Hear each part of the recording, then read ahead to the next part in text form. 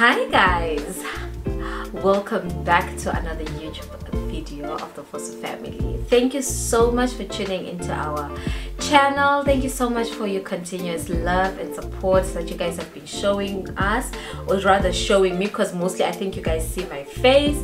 I am so grateful for you guys, for all the new people that have joined the YouTube, the Fosu family YouTube channel.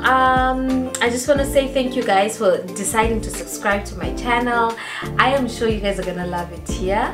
I'm gonna do a little introduction. I am Mpho, a 31-year-old woman, mama of 2, staying and living in Germany. And yes, today I am coming, and for all the returning subscribers, thank you so much for your unlimited support, you guys.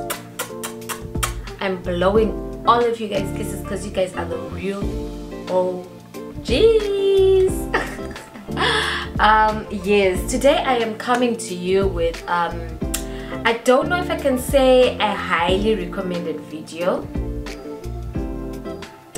or I should say like people had, like I did a collaboration 2 weeks ago concerning the work that I do. And there were a lot of questions, there was a lot of feedback to it, and yes, I tried to answer people as much as I could, but I just figured out it is better for me to do a video explaining, because there's some things that I could not like type, because I really need to explain things in detail for you guys to understand. So in case you didn't know, I am a professional nurse in the anesthesia department. Yes, do I love it? I love it. I love it, guys. And yes, Snow decided the other day that, wow, you know, let me come out and let me talk about my profession, because there might be some people there that are interested in actually also being anesthesia nurses. Yes, so without even wasting any of your time, let's get straight to the video. I don't know why I keep doing that with my hands. It's so unprofessional of me, but you know what, I just like vibes, guys. So I actually went on like Snow's video, because that's where most of the questions were at, and I wrote them down on a piece of paper. My piece of paper does not look presentable, but listen, it's about me answering the questions and telling you guys the information. So yes, let me start. When I finished my Ausbildung, I actually decided not to go into like normal bedside nursing, only because I wanted to explore a lot on what nursing had to offer, because the whole 3 years that we were training, we were going to like the normal stations and taken everywhere, and so I basically knew like the proper routine of like a normal station, what do you call this, a normal station routine. So I wanted to explore my options, and when I started, I actually started at Kinderjugendpsychiatrie. So yes, I'm not going to talk about that.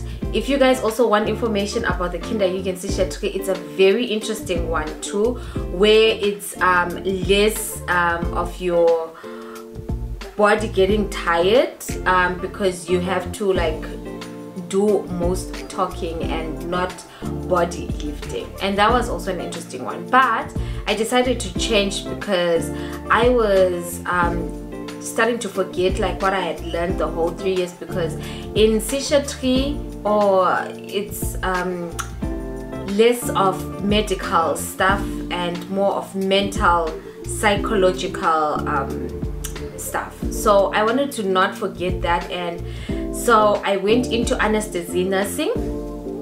And yes, I have been doing this for quite some time now, and I love it. I don't regret ever choosing to go into the anesthesia department. Okay, first things first, somebody asked why anesthesia. I feel like anesthesia is not somebody else, guys. I'm asking myself, why anesthesia? I felt like I needed something challenging to my brain, challenging in the sense of keep me always on my toes and keep me, you know, excited. And definitely anesthesia was like the best for me, because you don't only deal with medications, but you also deal with like literally life situations, like someone's life is in your hands. So yes, that's why I chose anesthesia.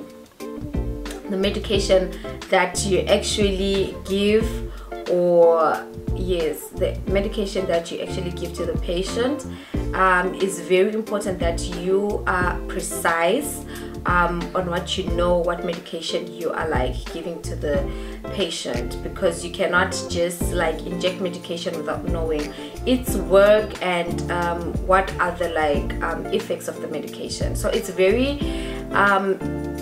very mentally demanding job, because there are situations where it's like a not fall situation. You need to think fast, you need to act fast, and yes, you know, I am still learning in the anesthesia.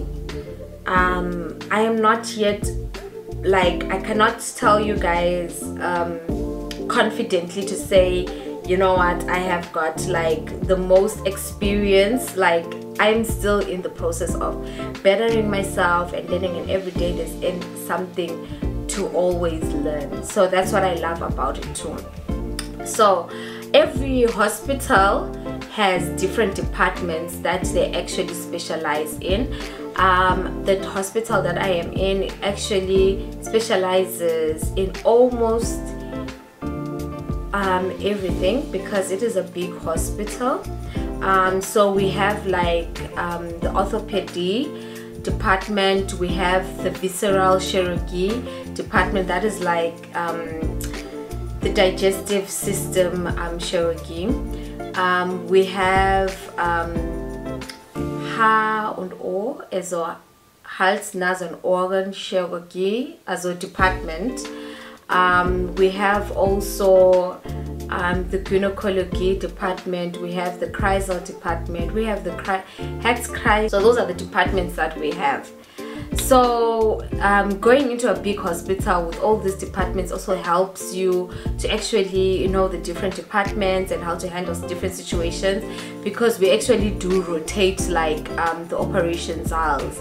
So you actually know that yeah, you have like knowledge about almost everything that is happening in the cell, and that is so good, because you are actually trained to be a fit person, you know, in any situation that may come up front, you know how to handle it. So that is what I like about the hospital that I am in. So the first question that came out in that video that we did with Snow was, how are the shifts like?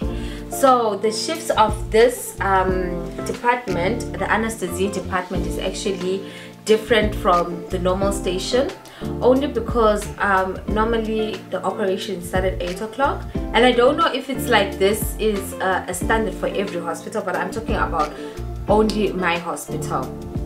So the operation started at 8 o'clock, so we have to be there, we have to clock in at 7:15. You clock in at 7:15, and yes, so your shift runs from 7:15 to 15:30 in the afternoon. And yes, so every nurse has their own anesthetist and has their own operation cell. So it's like a very independent job, because it's just you and your anesthetist and the patient. Okay, second question was how do you actually like go about it, like the Ablauf, the plan of the day. So you have the plan is like, there's a big plan that states that is there like in the normal Aufwachraum, where the whole operations hours, like what is actually planned for that day. So I actually go and I check in what's planned for Maisal, and I prepare the medication that I need to prepare, and all the things that I need to do with my anesthetist. In every Saal there is a Narkosegerät, there is an Absaugung, there is a Narkosewagen, yes, Ampelbeutel, Perfusore, Wärme. Yeah, those are like the standards that are there. I'm just like briefing up everything. I'm not going to go into detail what we do and all that. If you guys want to know what exactly does an anesthetist do, if you guys want to know what an anesthetist does, please do leave a comment down below so I can prepare for that video and also just tell you guys in detail what we do. Okay, so those are the shifts. So there's the morning shift, which is like 7:15 to 15:45. There is one that can also start like at 7:30, which means it increases with 15 minutes more to 15:45. So the first one is 7:15 to 15:30. The second one is 7:30 to 15:45, especially like the people that are like post-operative, like they go to the Alpha Crown for us to like keep them for a while to check if everything is okay before we fillet them, before we release them to like the stations. Yes, and then there is the afternoon shift. There are also two types of afternoon shifts that we have. We have an afternoon shift that starts at 12 o'clock, okay, 11:45 to as 8 o'clock in the evening, or you can start at 1:45, as in 13:45 to 10 o'clock. So operation saals do not, operation rooms do not are not planned like normal stations where it's like the whole night goes like an operation. No, at night it's only not-fal operations that are then done. So it's not, we don't call it a night dienst, rather we call it the dienst, because you are only supposed to be available only when it is not-fal. When there is a not-fal, like, yeah, exactly. So the night dienst actually starts at 19:30 to the next day 7 o'clock. Okay, so when you come at 19:30, of course maybe there's going to be some operations that are going to be running, and so it's two people that are left. It's the one person that has the spät that stays till 10 o'clock, and the person that has the dienst, and the person, yeah, exactly. So we finish off like we finish off the, what you call this, the operations that are there, which maybe as like 1 or 2, because also in the afternoon it's only supposed to be like not-fal also, you know. So because people go home like at 15:30, and after that it's like a few people that stay, so not every operation room can like go on. So the person that comes at night actually finishes up what was done in the day, and then you go and sleep. You go and sleep, and you have your telephone by you. There is a room that people go in, you go like the room for the night person. So you go and sleep, you have your telephone on, like the dienst telephone. When the dienst telephone rings, which means it's a not-fal situation, you have to be there. Mostly what happens by us is that mostly it's the Kreisel that actually calls in for maybe a pedic or, you know, like a section that has to be done, like a C-section that has to be done like quick, because either the mother or the child are in danger. or it's like a risky pregnancy. Yes, that's what it's called. Or like a not-file delivery that has to happen. So those situations mostly that are planned, or in like if there is a bleeding or something, you know, things like that. So it's not like you'd work the whole night. You only go for like those 1-2 hours, and then you go back to bed, and you then till like 7 o'clock in the morning you're still having your DINS. So you're still having your telephone, you and your anesthetist. The anesthetist has their own room, you have your own room. And yes, and that's the same for weekend. We don't have like normal DINS. We have only the person that comes and does like a 12-hour shift from 7:30 to the morning to 7:30 in the evening. And same thing, you do not work like continuously. You only clock in, you only go in only when there is a not-for or there's something planned. And then the person who has so we have Berufstagesdienst and Berufsnachtdienst. So that's how it is on the weekend. Yes guys, so that is the reason why I could not reply every message on that video, because there's some certain things that I just had to explain like this. Yeah. So, and the second question was, how is the salary? Wow, the salary is actually, it differs, but let me just say plain everything.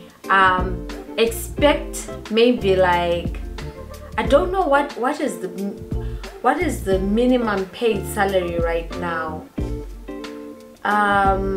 When I started, it was 3,108, something like that, because you're at TV OD P8 Stufe 2. So if you are in your state, that is what you can Google, TV OD P8 Stufe 2. Here in every province, salaries differ. Of course, we're just talking about the bare minimum, without like shift, without like DINS, without roof DINS. Oh yes, I even forgot, roof DINS is also there. So roof DINS is something that you have like this goes from Monday to Friday, Monday to Sunday, also Sunday to Sunday. Yeah, you are like the second person that they can call in case they need help.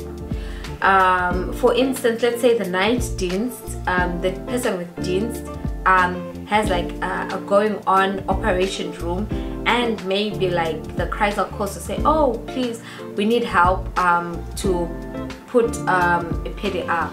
So that person can call you to be like, my zweite Mann can go in and do that. So they call you from home, and yes, and then you do your job. When you guys are finished, you go home. So sometimes you could be called in, sometimes you could not be called in, and you are paid from the time you leave home. So now we are talking about salary, guys. So all these things, like if you do bare minimum salary without anything, TV OD P8 Stufe 2. Yeah, I cannot tell you like a round figure, because it differs. Right now even salaries have gone up.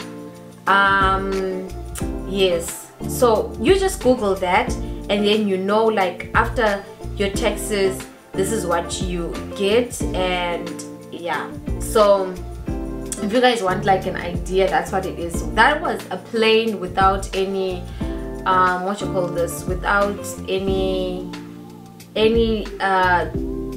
incentives. I think that's what it's called in English, incentives, Zuschläge.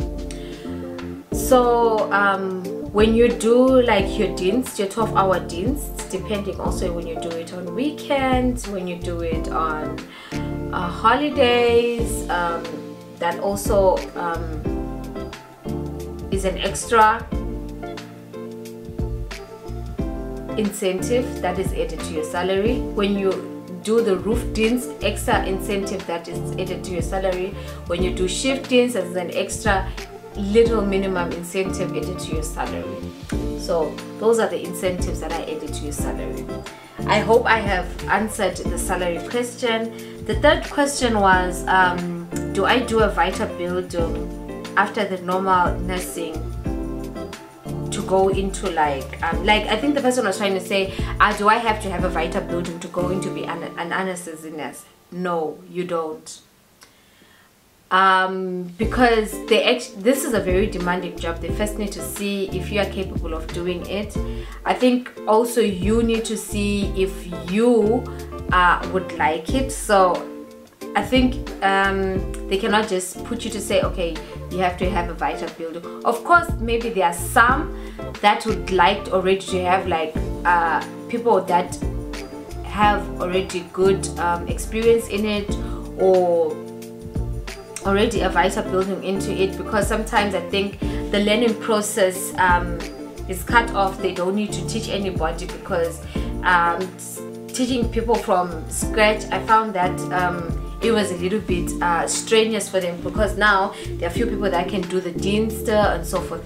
But honestly, let that not discourage you. You do not need a Weiterbildung. You can apply, you can go. There are some Krankenhauses, there are some hospitals that are open up enough to allow new people to also learn, because you know the nursing sector, nurses are searched for everywhere. So don't let it be like a blockage for you to try, you know, because you may never know. They give you that probation of 6 months so you can see how it is. They see how you are learning into it, and yeah. And then after some time, I think after you have to work, like I think the standard is you have to work 2 years. Then you can decide if you want to do the Weiterbildung or you don't want to do the Weiterbildung. No one forces you into it. Although I think if you want to be in there for quite a long time, maybe it will be advisable for you to then do the Weiterbildung. Then you can actually gain a lot of, I don't think you gain, yeah, you gain actually theory wise and you gain actually practical wise. So doing the Weiterbildung is no bad idea. If it is for you, you can definitely do it. And I mean, you learn a lot of things that even someone cannot just teach you, you know, in your daily basis. But further, you have to have your own textbooks even before you are even in the Weiterbildung. I think that's what helps, because sometimes you figure out it's so busy that people cannot explain certain things. It is a job that demands you to be very independent. So you need to buy your own textbooks. You need to know that you need to read, find out, especially like if you want to start, just have like the starting information. What is, you know, what is anesthesia about, and what exactly do I need to know before like you can go to be like, you know, doing the big stuff. Yeah. So that is about the Weiterbildung. And the third question was, anesthetists from Southern African countries considered. That part, I think I am not really sure if I can tell you, but I'm sure nurses from Southern African countries and everywhere else in the world are considered into Germany. I think Snow did a video on this one. If you guys don't know Snow Mhlanga is a YouTuber who has been doing a lot of sit-down videos with different types of people that are in different types of departments, working departments. And she also tapped onto this, like if you are like a nurse who has learned from outside the country, how you can come here, how you need to do the Anerkennung and all that kind of stuff. So I think it is actually possible. As I said, guys, don't limit yourselves. Apply, try and apply, try and get into it. Try and see if you'd like it. You may never know, especially if you know that bedside nursing maybe is not for you. Maybe you can try this. Like if you want to just try another department, yes. Yes guys, just please let me know if you have questions about anesthesia nursing. I would be glad to actually answer your questions. As you can see, I'm not really a type of person to like doing sit-down videos. I'm really trying my best, but I think the more I do it, maybe the more better I would get, because language wise I am struggling to like convert the two languages, the Deutsch and the English. It's like a catastrophe, like honestly. So thank you guys for watching this video. Please give it a thumbs up, please like the video, please share with people that think that will be interested in this video, and into our channel. Please let us not forget, we are onto the road to 300 subscribers. Thank you and bye.